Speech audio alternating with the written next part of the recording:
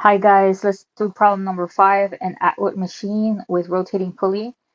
Here you have a little schematic of the problem. A pulley of radius 2 meters and moment of inertia 0.05 kilograms per meter squared is mounted on a frictionless axle. A 3 kilogram mass, that's M1, is on one side and a 2 kilogram mass, M2, is on the other. Determine the linear acceleration. That's A. Determine the angular acceleration. That's alpha. And the tension. We have two tensions. We have T1 and we have tension T2. So looking at our schematic, M1 is a lot more massive than M2. So you're going to think, okay, this is probably going to start going counterclockwise, right? Because it's the weight is greater on the left-hand side than on the right-hand side. Now, remember, the weight is not the mass. The weight is the mass times gravity. Mass times gravity. Okay? And since we know it's going to start going counterclockwise, we're going to call that our positive direction. And then clockwise is going to be our negative direction.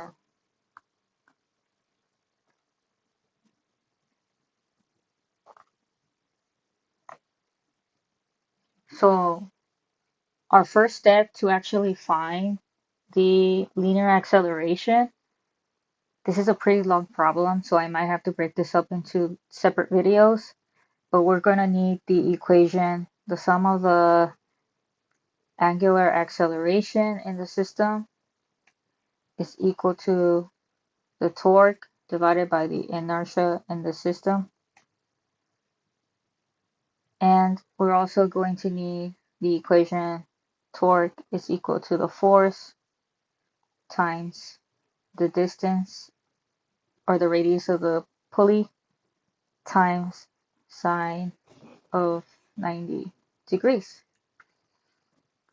Notice that the torque is being applied at 90 degrees. Sine of 90 degrees is just 1. So what I'm going to do is just take this off. Anything times 1 is just that. What force is creating the torque? So we do have tension on the string, right? That's T1 and this is T2. So our force is going to be, since T1 is positive in the counterclockwise direction and T2 is negative in the clockwise direction, our force is actually going to be T1 minus T2. All that is times the radius. We're also going to solve for torque here. Torque is equal to the angular acceleration times the inertia. So we have two equations that both tell us what torque is. So what I'm going to do is I'm going to use a trick. I'm going to set these equal to each other.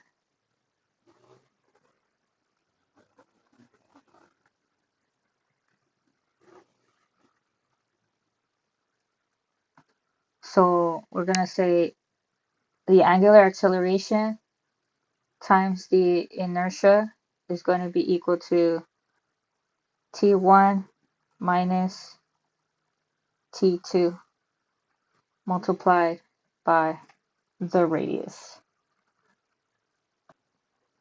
Another trick I'm going to use is, we know that angular acceleration times the radius is equal to the linear acceleration.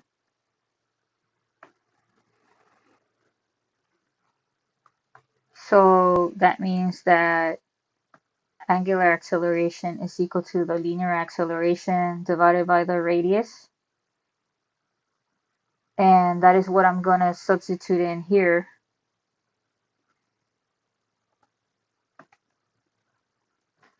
So we'll have, instead of angular acceleration, we're going to have the linear acceleration divided by the radius multiplied by the inertia is equal to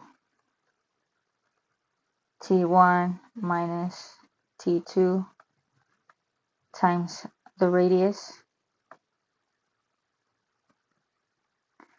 Now I want to create an expression, an equation where I just have the tension on one side and everything else on the other side. So what I'm going to do is divide both sides by r, which gives me a over r squared times the inertia is equal to t1 minus t2. That's going to be equation 1. Okay, let's go back to what the problem is asking us to find. The problem is asking us to determine the linear acceleration. With this equation, we can't determine the linear acceleration yet because we don't have the tension. We also need to find the angular acceleration, and we need to find the tension on both sides of the string. So let's first find the linear acceleration. And to do that, we're going to use equation 1. But we need two other more equations. We need to look at the equations for each mass. So let's look at the equations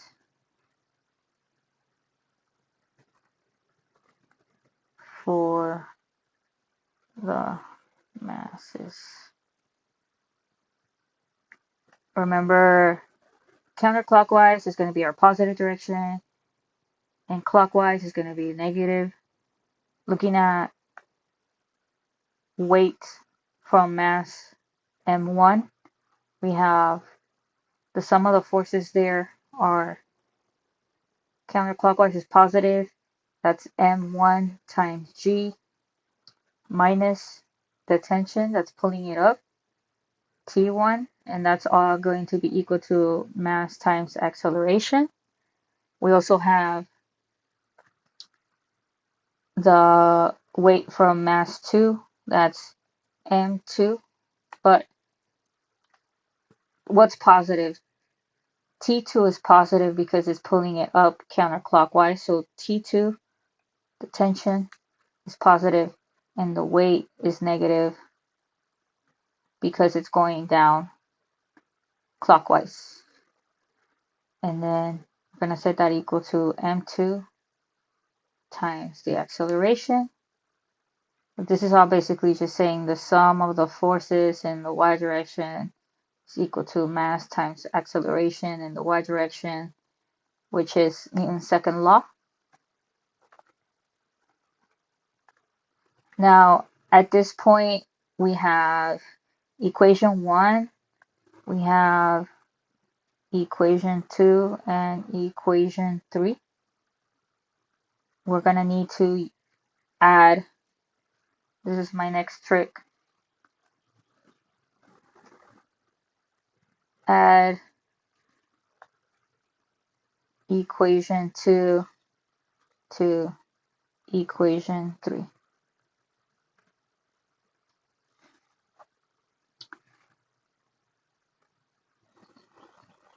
I'm going to stop the video here. In the next video, we're going to figure out what we need to do to add equation 2 and equation 3.